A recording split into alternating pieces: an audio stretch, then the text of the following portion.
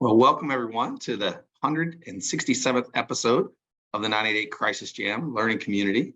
My name is Chuck Browning. I go by Dr. Chuck at Recovery Innovations, also known as RI International. I'm the Chief Medical Officer and the Medical Director for Behavioral Health Link.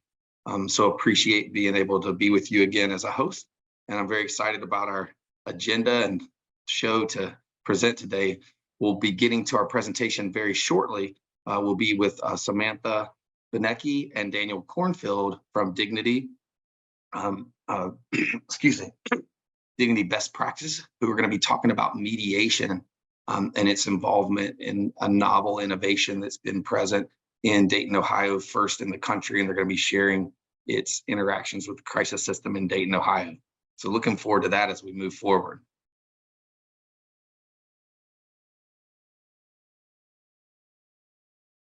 And so just as a reminder, with our 988 Crisis Jam, when you go to talkcrisisnow.com, it's all things resources for registering for the Crisis Jam. I just mentioned in the pre-show to make sure that that you don't have that you only have a one unique sign-in, that we have to remove duplicates. So please don't share your links when you get them, and encourage people to go to this website and get their own. You can access all past videos and materials, sign up for new information, be connected to all things Crisis Now on that website through that link, as well as Stephanie's Hepburn's awesome articles.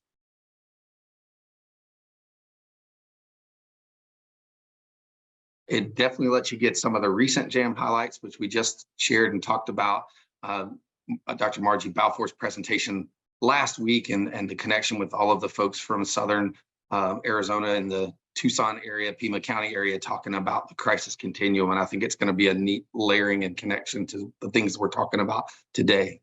We have over 400 unique speakers since 2020, and we'll add 2 more new unique speakers today, as our presenters are first timers. And so really looking forward to hearing from them. But if you're interested or have ideas of other people who would be great topics, categories to share, please connect with us on that. And you can see information on how to do that in the chat.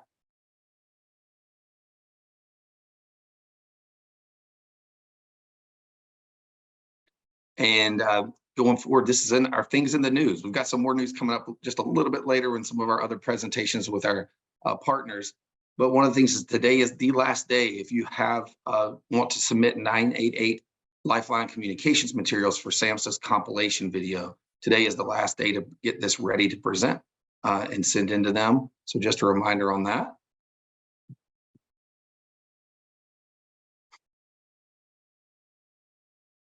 And now we move to one of my favorite times. It's the hot seat.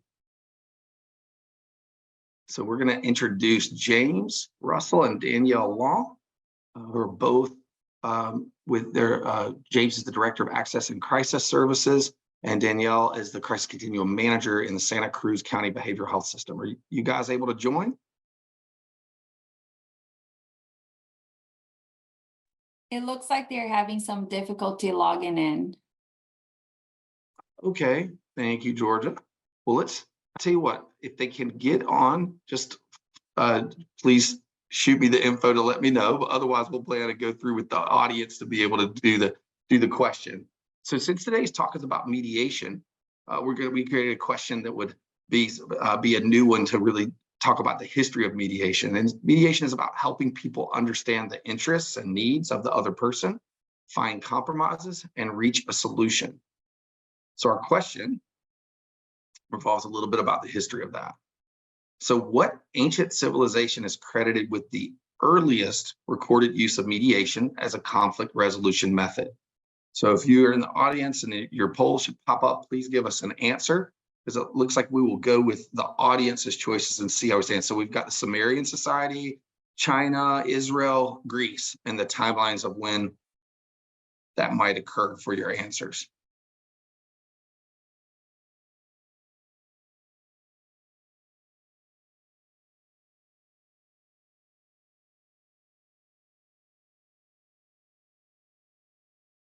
We'll see the audience poll, drum roll. No, okay. So the majority of the audience went with Greece. There was a split. I have the benefit of knowing that I would have not gotten this answer and would have guessed but I was able in the pre-show to see what the correct answer was. So without further ado, let's go to the correct answer. So it was the Sumerian society. So all of these civilizations practiced mediation. It said from Confucius in China to King Solomon in Israel. But the earliest recording is in the Sumerian society, an ancient Mesopotamian civilization in what is now the Middle East era. So let's see. And I think Georgia shared the history of the mediation and how you can read about an article in the chat. So thanks for doing that, Georgia. So I'm sorry that we missed you, James and Danielle, but we'll move forward to going to our panelists and speaking with them. So I'd love to introduce Dan Kornfield and Sam Bunecke, who are both with Dignity Best Practices. I had the pleasure of getting to see Sam on a different call related to Dignity earlier this week, so it's fun to be on again.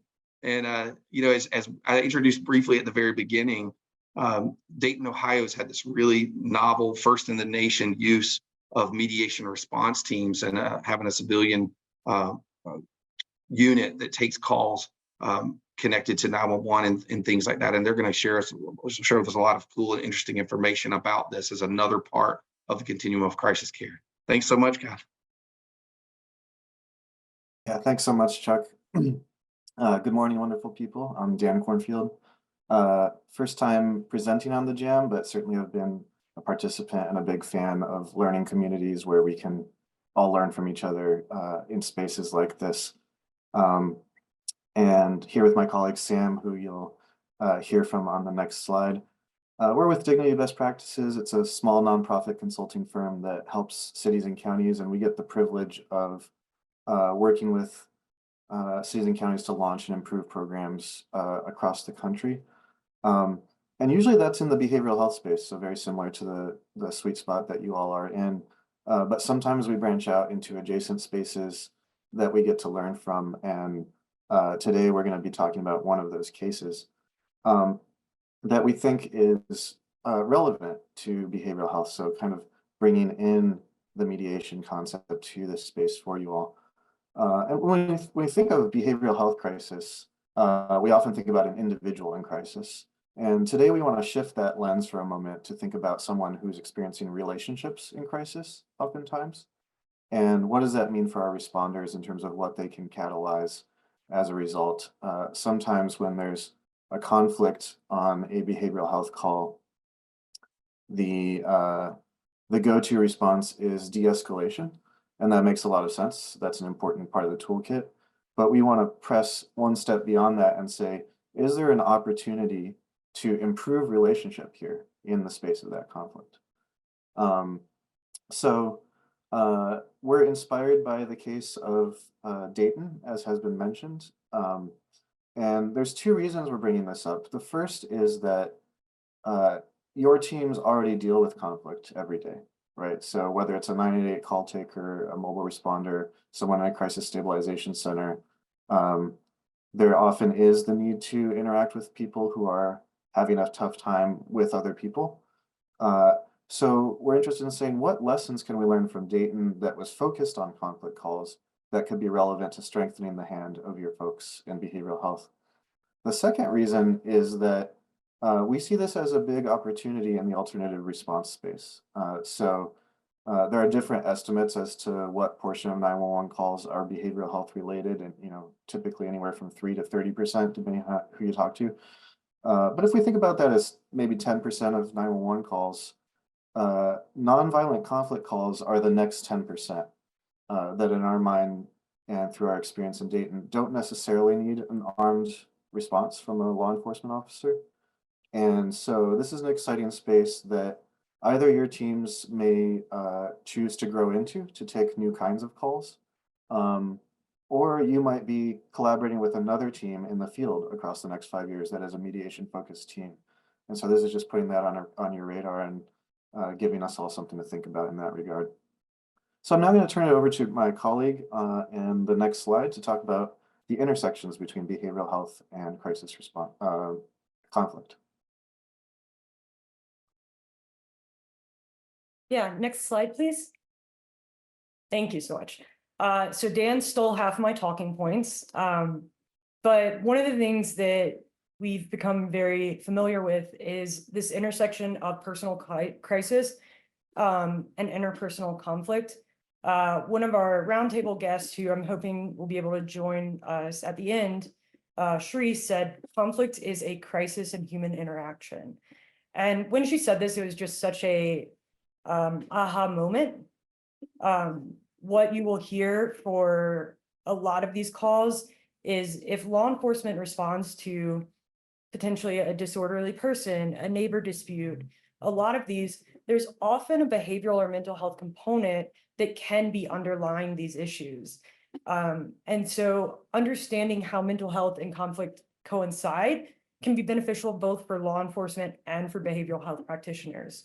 The same is true for responding to a behavioral health call and understanding that this might be a family in crisis and in conflict. And so really understanding how these present together and the idea of not choosing to answer one or the other, but to really address both in relation to each other.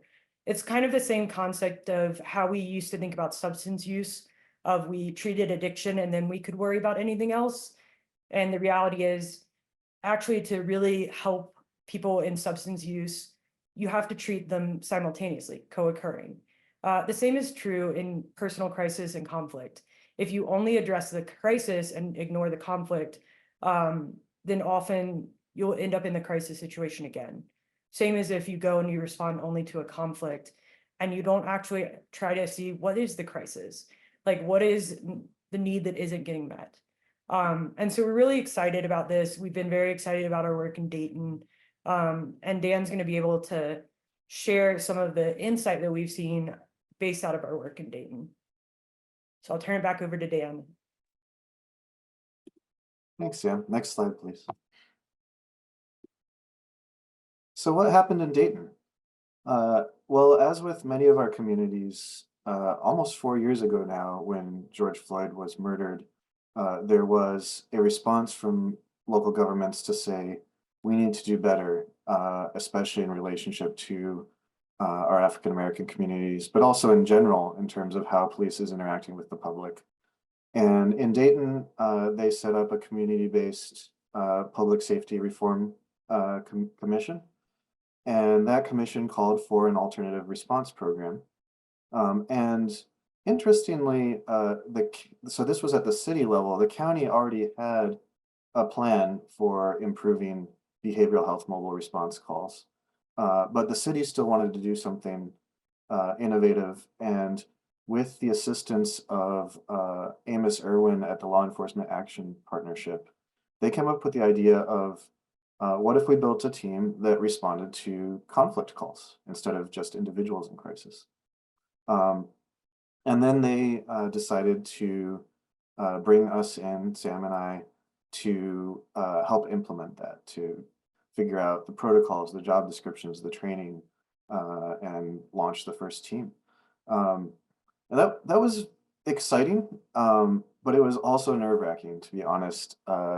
We weren't quite sure if this was going to work. And part of that is because when someone calls 911 because their neighbor keeps leaving the trash can in their driveway or something like that, they might not really want somebody to say, let's talk about this. They might want enforcement. That was one of our chief concerns. And one of our other concerns was, if it's a conflict call by its nature, will we be able to keep a civilian team safe in this context?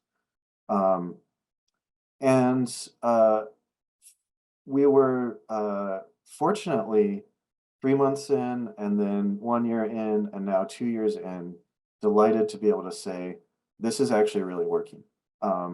So the team takes almost a call an hour. You can see on the bottom left-hand side of the page here, 0.87 calls per hour. And each one of those calls is a call that normally would have gone to police response before this team was created. And in terms of law enforcement involvement on those calls, and this was as of a few months in, these stats, only 3% of those calls required the team to call for police support for safety reasons. And only 4% required the police to respond because the client said, no, I really insist. I need the police, not you guys. That kept this below the 10% mark of re-involving the police, and which was our hope. And we were just delighted with that. We've also had no significant injuries or lawsuits from the field, which is also, of course, something to keep in mind when we're dealing with a new approach to conflict and 911 calls. Delighted to see this working and interested in how we can take lessons from it to the rest of the nation. If we go to the next slide, just want to give a little bit more of a granular view of what kinds of calls we're talking about. So just in the first 2 months of the program, the team took over 250 calls, working 8 or 9 hours a day, Monday through Friday.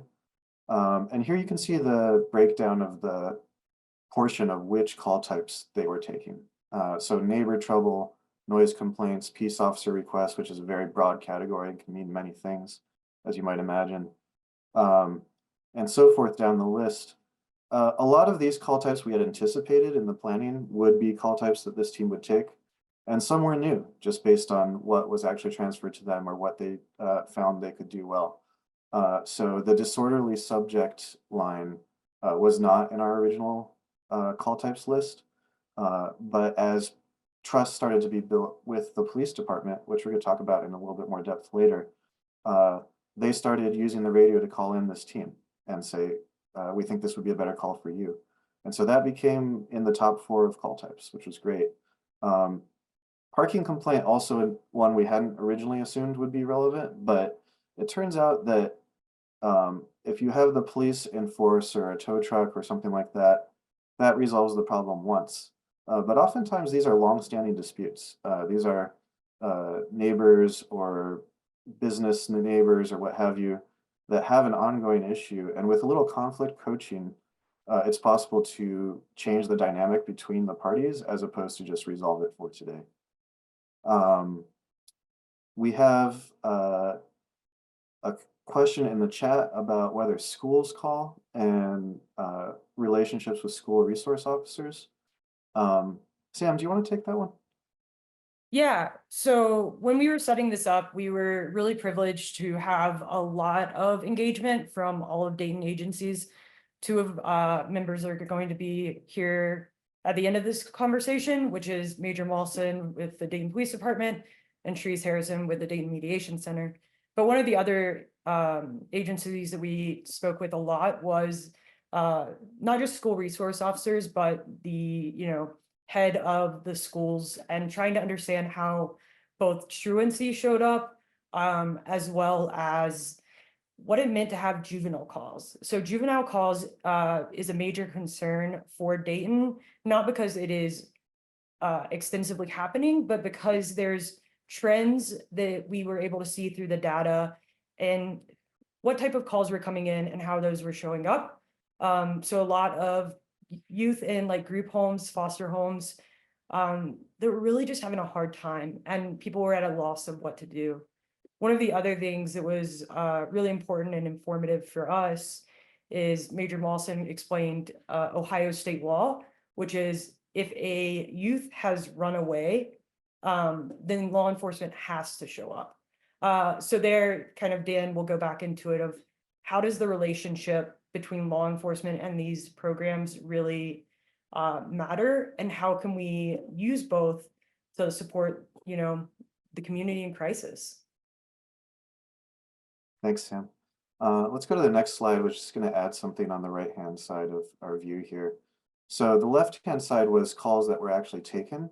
The right-hand side, we like to do this in most of our work, is trying to size up the opportunity of which calls could be taken based on 911 CAD data.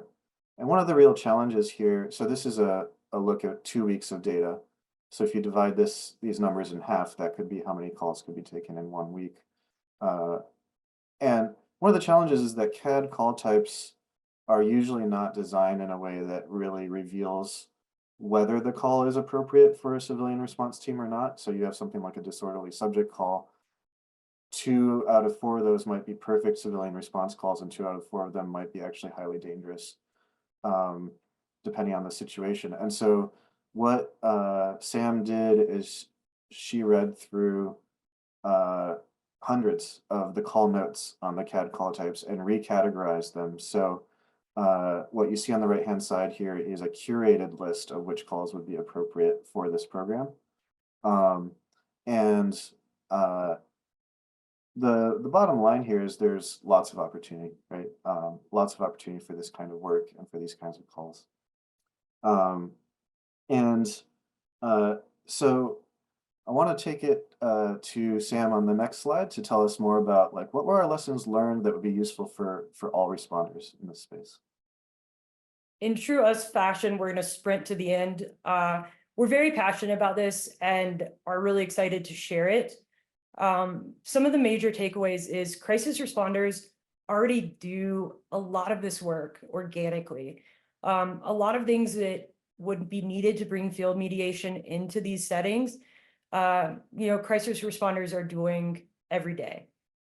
The differences are how we orient to the situation. And so Sharice will be able to share more about transformative conflict theory, which is Dayton Mediation Center's style of mediation, and one that we are really supportive of. But the basic tenets are conflict is not something to be avoided or afraid of, but it's something to be understood and navigated through. And so one of the major things for responders is being comfortable in the midst of conflict.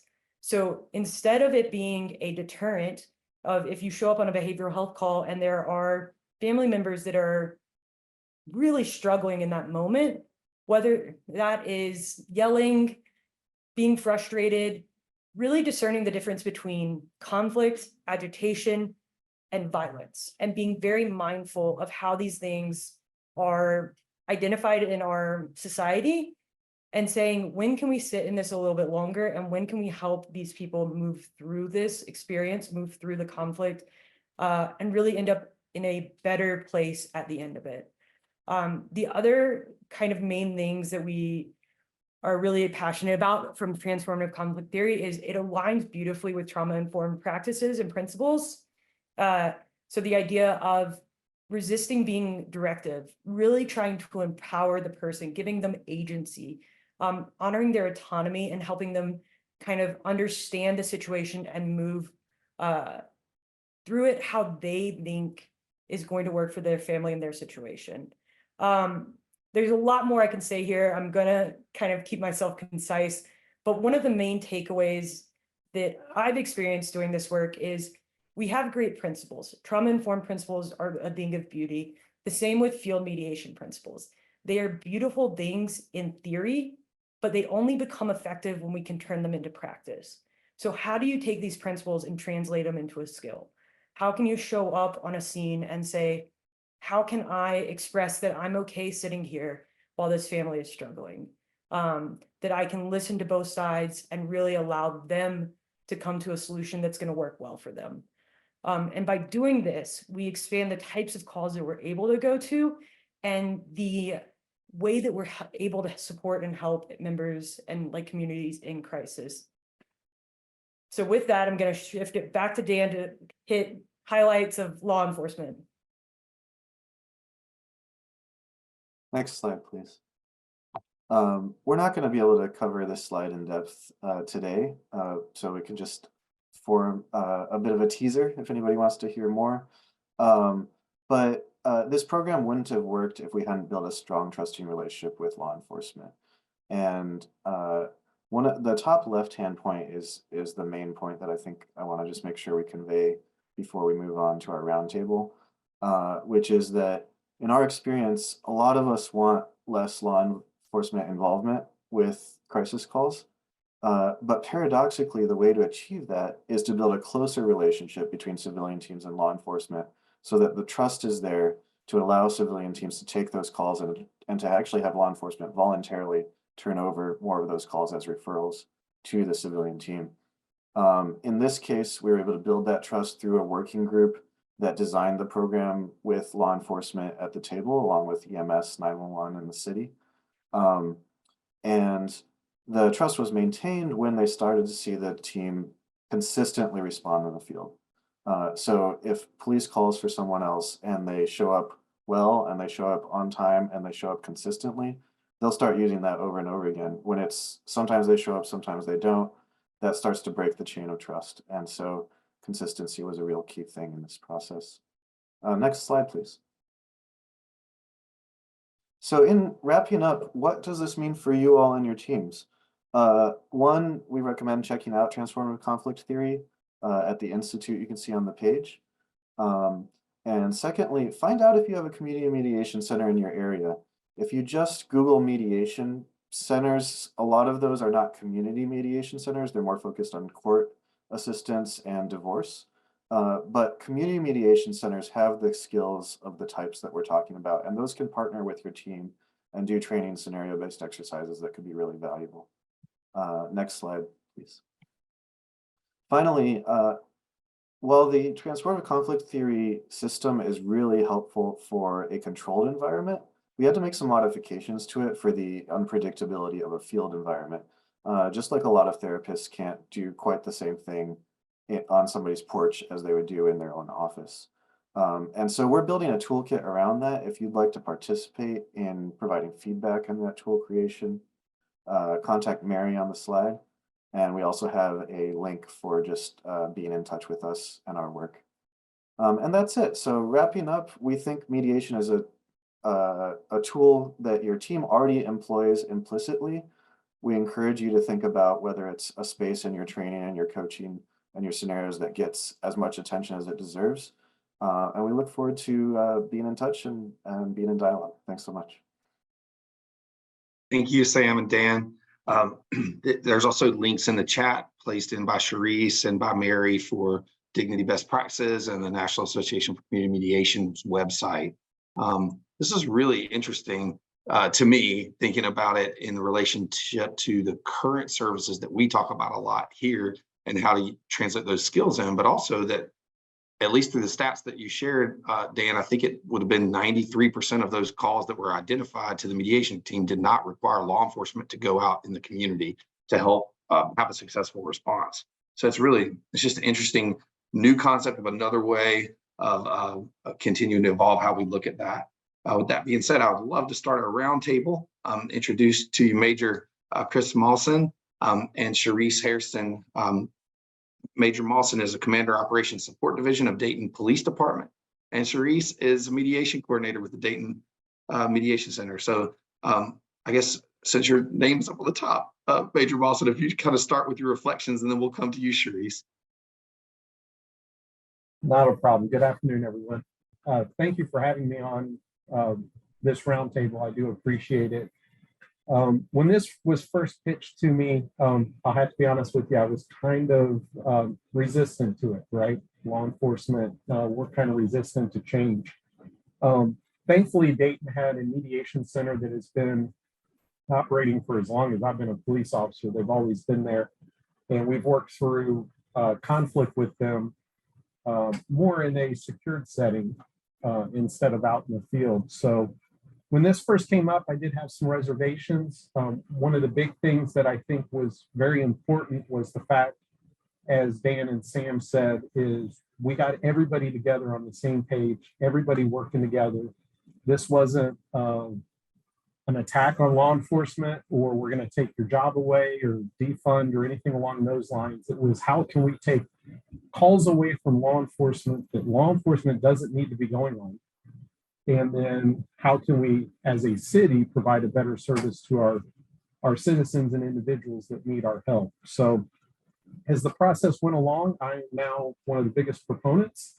I love the system. The Dayton Police Department and our officers have gone all in on this, and we can actually provide more work for the Mediation Response Unit than they can handle at this moment, which I think is a positive thing. And Charisse and I and a bunch of others worked long and hard with Sam and Dan to get this set up, and it's been extremely effective up to this point. So, Charisse, if you'd like to continue on. Oh, Charisse, you're on mute like I did earlier in the pre-show.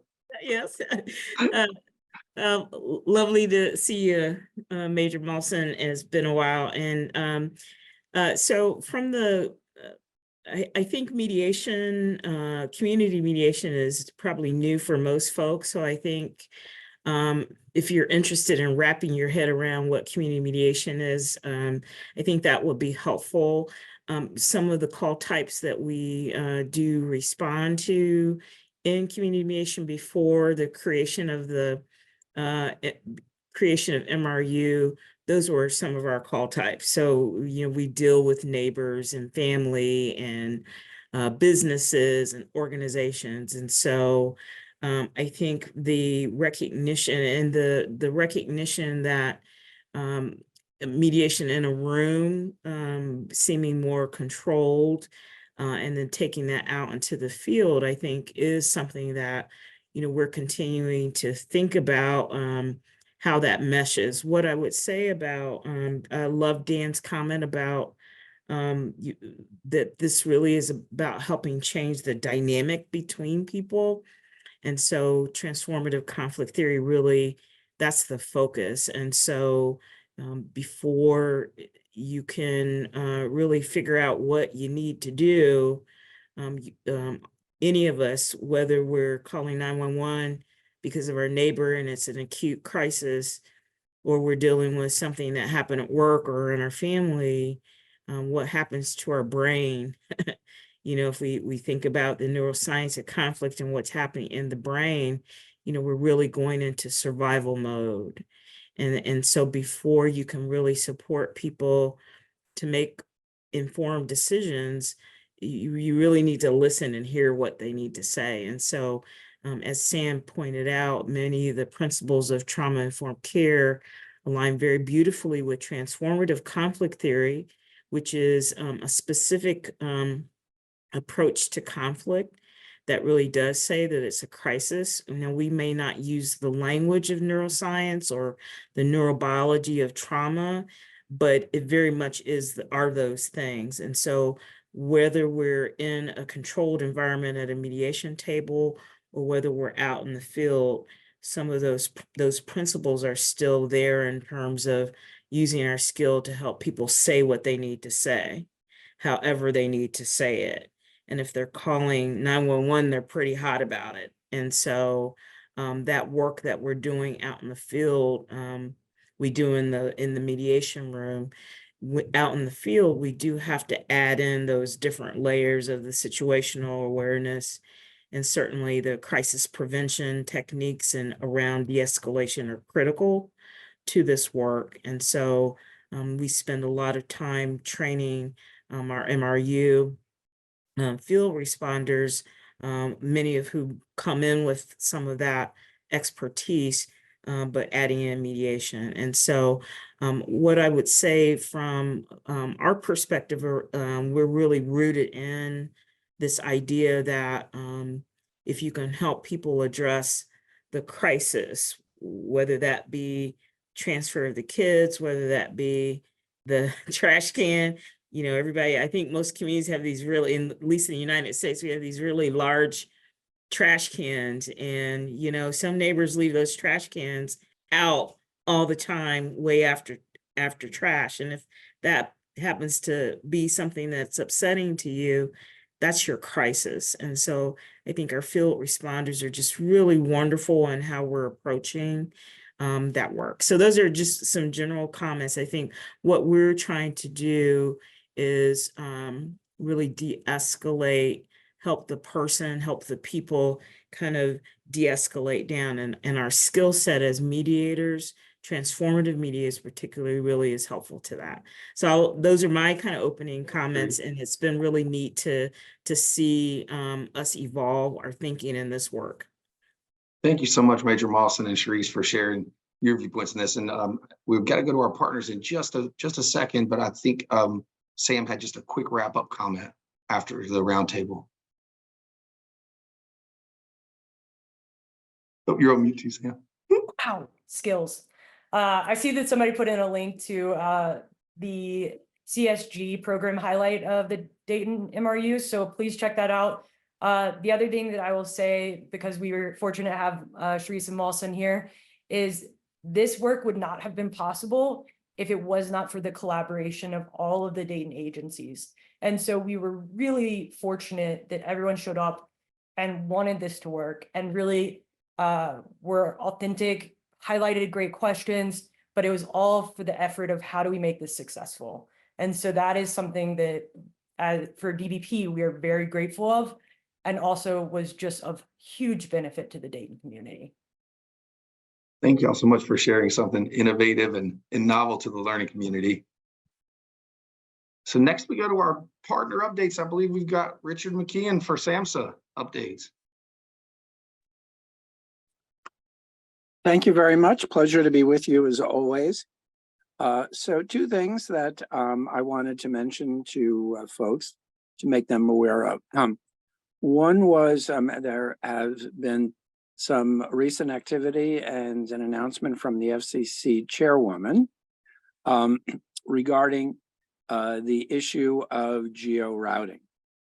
So the chairwoman announced in a press conference last week that she was seeking the approval of the other FCC commissioners to approve a new notice of proposed rulemaking around geo-routing. So let me just clarify that the term geo-routing really refers to, rather than calls to 988 being routed based on the area code, which is the current situation in which numerous people have identified concerns with, that for the 70 to 80% of calls that come through cell phones, that it would utilize the cell phone tower in the local area where the call was emanating from would be used to direct the call then to a local center, while still maintaining the press 1, press 2, press 3 options, etc.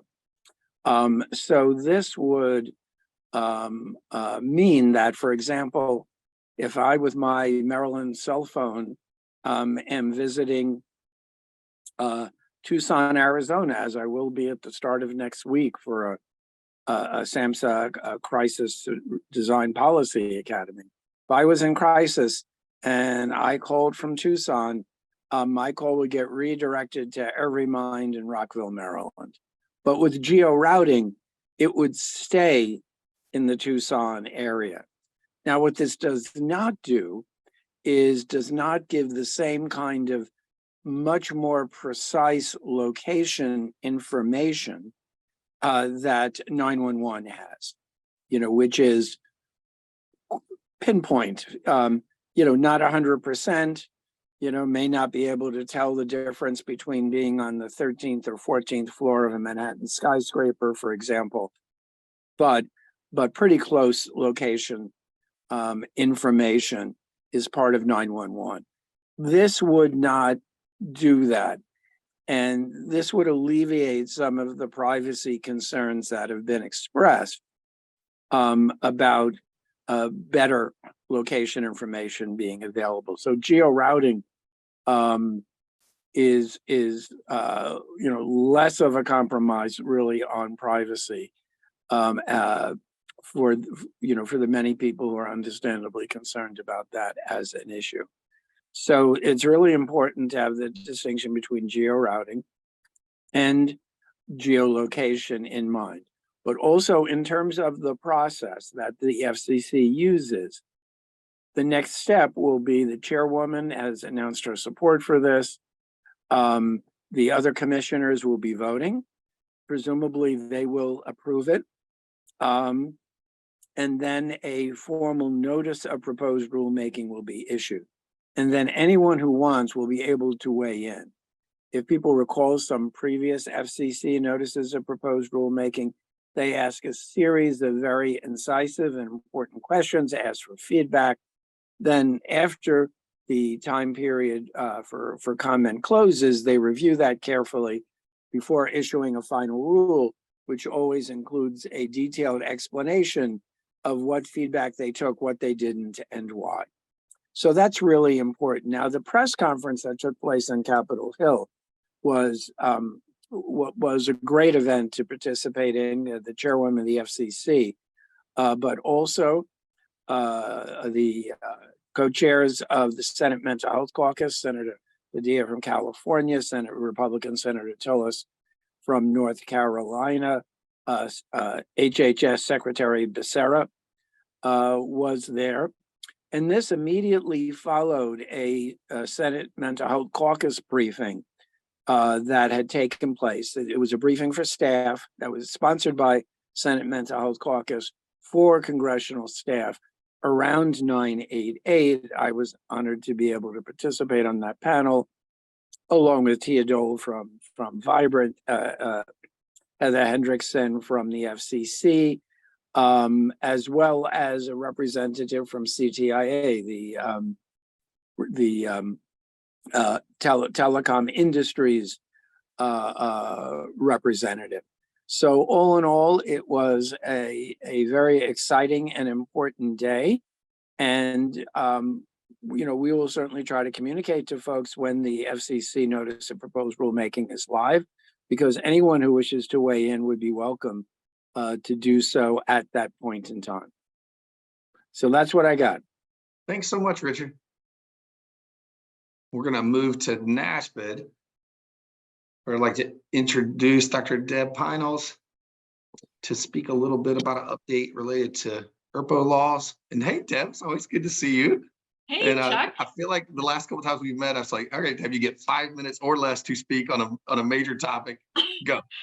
I know this is a hot topic. It's a major topic. It's a pleasure to be here. What a great show. I love what I've heard so far about mediation. It's just awesome. And all the things that people are saying. I'm going to switch us to something that's, a kind of complicated, difficult issue, but really important. And that's extreme risk protection order laws, what are sometimes known as red flag laws or ERPO laws. And I want to just give you a brief overview of what they are and what's happening with the Biden-Harris administration and what we're doing at NASPID and with SAMHSA to help promote the understanding of these laws. So we can go to the next slide. So first of all, people may or may not have seen, I want you to know that just this past weekend, we got a fact sheet from Vice President Kamala Harris, who was out in front of this, announcing 2 gun safety solutions while continuing efforts to keep schools safe from gun violence.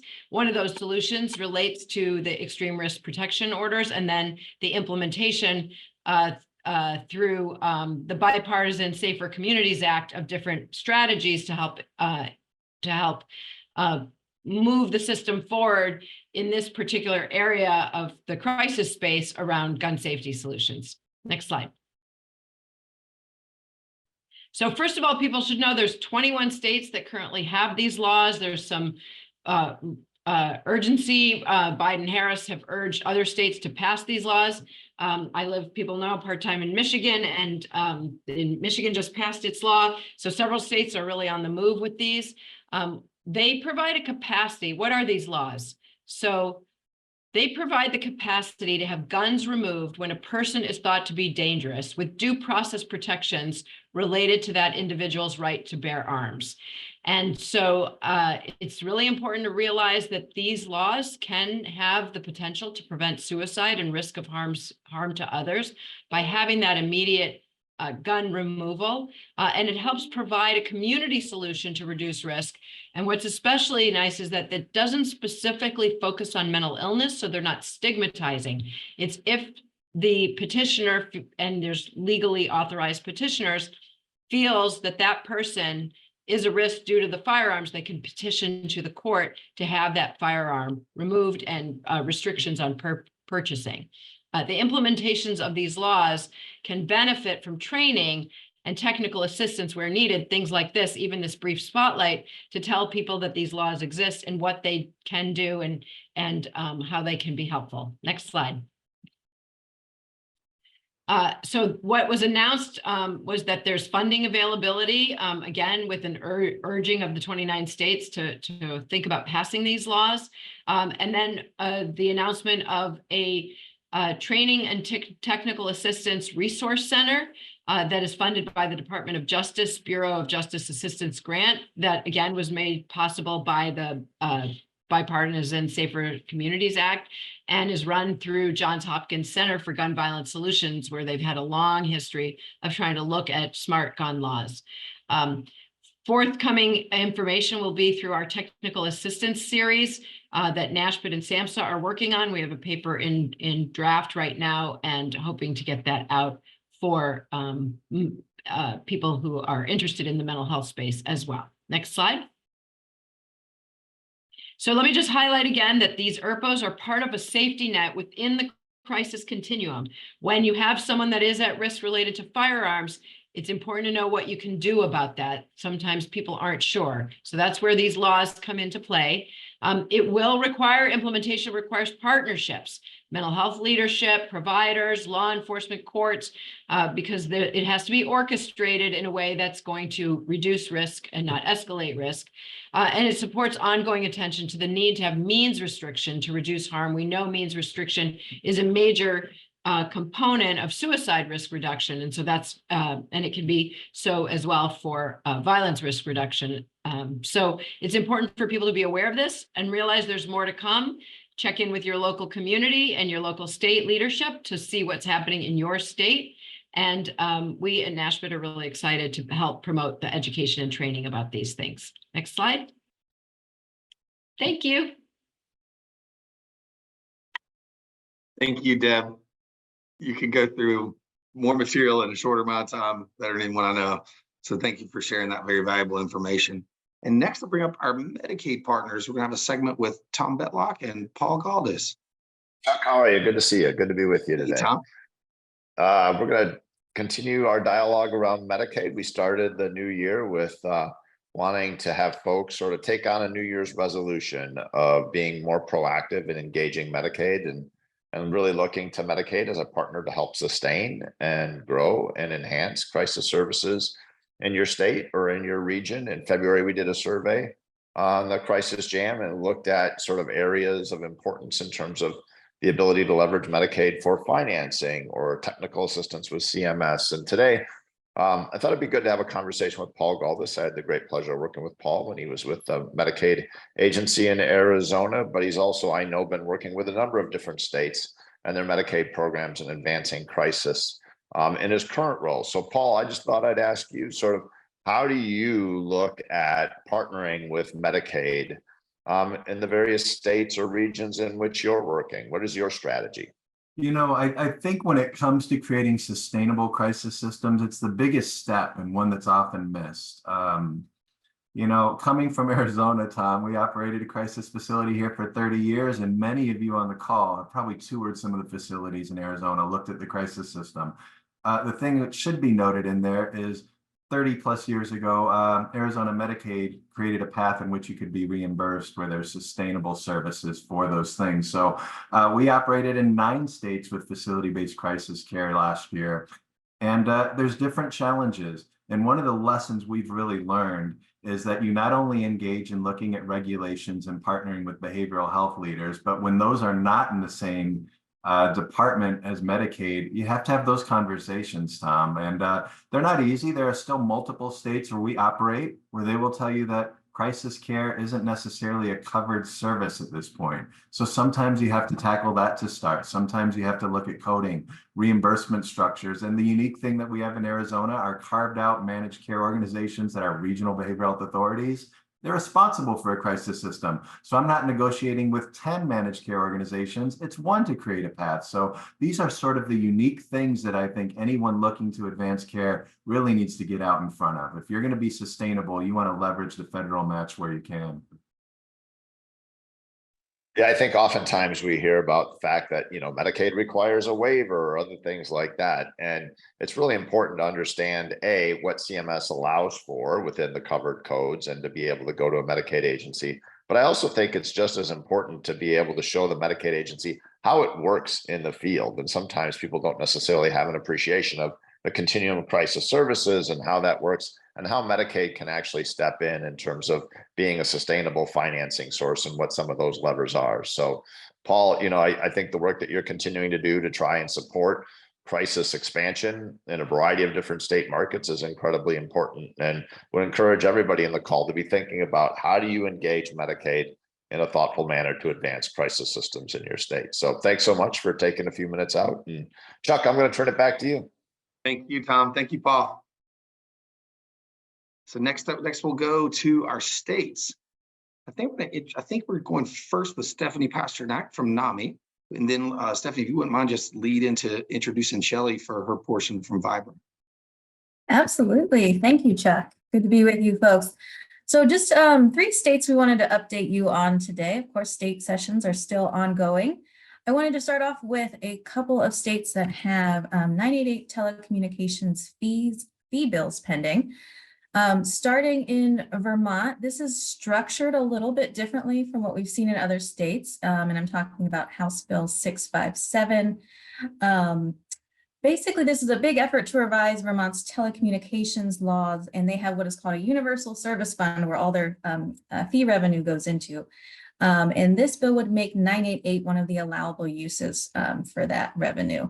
And status-wise, we are expecting this bill to get out of the House in the next few weeks and on to the Senate. Also in exciting news, Maryland's 988 fee bill. This would establish a 25-cent 988 fee. House Bill 933, Senate Bill 974. Since we last gave an update, each of these bills have passed their respective chambers with sizable bipartisan majorities and are really poised for approval by the full legislature this year. We're hopeful for that. They're projected to provide more than $25 million annually in new support for 988 call centers and related crisis services. And the Senate version of those bills actually has another hearing again today in just a few minutes at 1 p.m. Eastern time. If you happen to be a Maryland resident and you want to express your support for those measures to your state rep or senator, I'm happy to share a NAMI Maryland action alert that will help you do just that. And with that, I will turn it over to my colleague, Shelley Polanco at Vibrant for an update on Florida. Thank you, Stephanie. So Florida session has adjourned, but last week, the governor signed Senate Bill 7016, which established a minimum standard for their mobile response team services. It appropriates $11.5 million in reoccurring funds to the 16 mobile crisis response team to ensure more coverage around the state. So more counties are being covered with mobile crisis response, and requires agency for healthcare administration to see federal approval for Medicaid coverage and reimbursements of mobile response teams as well. So a good thing for Florida there, and we'll keep you guys updated on any other information. Chuck, back to you. Thanks, Shelley. It's now one of my favorite segments of the Crisis Jam, Crisis Talk. Stephanie, are you free to join? Yes, thank you so much for joining me. So you wrote an article on a hot topic as a dad with kids at home and seeing their use of phones and the gram and different things, seeing this article. I'm sure I can't wait to hear you talk about it and what you wrote about, but I'm sure it's going to continue to be in the news more and more over time as this evolves. Yeah, so part of the reason I wrote it is I was getting emails and also just hearing from people wondering what this is about. So 43 states are suing Meta. They're claiming algorithms fuel youth mental health crisis. And while we see kids on their phones and using social media, we are also often using social media. We can see the rabbit holes. I didn't really understand algorithms. I didn't know what they entailed. And so I like looking through complaints. So I dug through it. And what I was seeing, and then I interviewed one of the whistleblowers who testified about what was happening at Meta in November, and his name's Arturo Behar. And so I interviewed him as well. So he helped to give me some understanding of what's happening behind the scenes. He also did a survey looking at whether people were having bad experiences, specifically on Instagram. And the survey included nearly 280,000 participants of all ages. And what he found was that more than 50% were having bad experiences. And when I say bad experiences, I mean there was bullying, and he gives a very clear breakdown of what that looked like. Also negative comparison, which seems to really adversely affect younger kids, or younger teens rather, and really girls. So he looked at that, and he looked at a 7-day marker, and also what are people experiencing on Instagram after that 7 days. And so one of the figures that really stood out to me was for 13 to 15-year-olds, 27% were experiencing unwanted advances on Instagram. So that, that he also explained with the algorithms, I thought of algorithms, I can click not interested, or I figured it would just, really be focused on user satisfaction, what I wanted to see. It seems that they're optimized for all kinds of things. There's content that they want to recommend, but it's also optimized for ads, right? So 98% of Meta's revenue is based on advertising. So I also wanted to just figure out, okay, what happens? And he explained, look, he gave an example, if a kid watches a video and another kid's on a skateboard, falls, is horribly injured, the kid watched the video. The mere fact that they watched the video, even if it was in horror, still triggers the algorithm to say, hey, you watched it, you're interested. And it'll feed you more of that content. So, I think what he was saying is, look, there just need to be more safeguards. There's the funding, they have the financial ability, what he called the wellness team, or the well-being team rather, just isn't robustly funded. And there are safeguards and transparency and a feedback loop that could be done to help regulators. That's really fascinating, Stephanie. I could talk with you about this like 30 minutes. There's so much info in my head right now. Is there any information out there about the goal of the actual lawsuit in terms of outcomes? Are they aiming for damages or just for change in the process? Or? And they're not just, to be clear, they're not just doing this with Meta. I mean, there are multiple lawsuits. Even school districts are getting involved, which is interesting.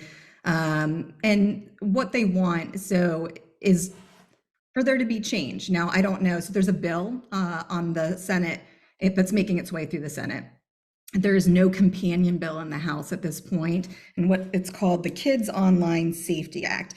And the whole concept of this is that, look, these platforms have a duty of care. And when I asked Arturo, like, hey, is there a duty of care? What do you think? He said, look, we have teams internally to address 2 prongs. One, what's happening on our apps, damages, harm that the app itself might be creating, but also what can we do when we identify, for example, somebody who's searching self-harm, right? Or eating disorder content. What can we do? And we know that, right? We know that like on Facebook, if you type in certain language, what will pop up is 988, right? Like so there are these teams already working on it. So he's like, yes, we know that there's a duty of care internally, we know. There's insufficient regulation here in the US. So part of it is like, hey, we need to, this has been the wild, wild west. What do we do? Yeah. And we've talked about this before. Kids aren't going to stop using social media, but like a seatbelt in a car, what can be done internally to ensure that they don't get stuck in these rabbit holes that are super detrimental? Right. And then future evaluation of what this means to mental health and those types of things. So thank you so much. Like I said, I hate we have to run to our next step, but this is very interesting. I love the article. Thank you. And so finally, in our wrap up, we've covered some really great innovations today. Coming up in the next couple of episodes, next episode, we're going to have Dr. Brian Amadani from Henry Ford Health System talking about zero suicide implementation and outcomes in health systems. Then followed up the week after that with episode 169. We're going to have Angela Weeks coming in to talk about current events impacting LGBTQ people. It'll also be on International Day of Pink. So that gives you 2 weeks to prepare for your outfit for the Crisis Jam if you want to throw in some color. And thank y'all so much for your time today. It was a pleasure to be with you on the Crisis Jam.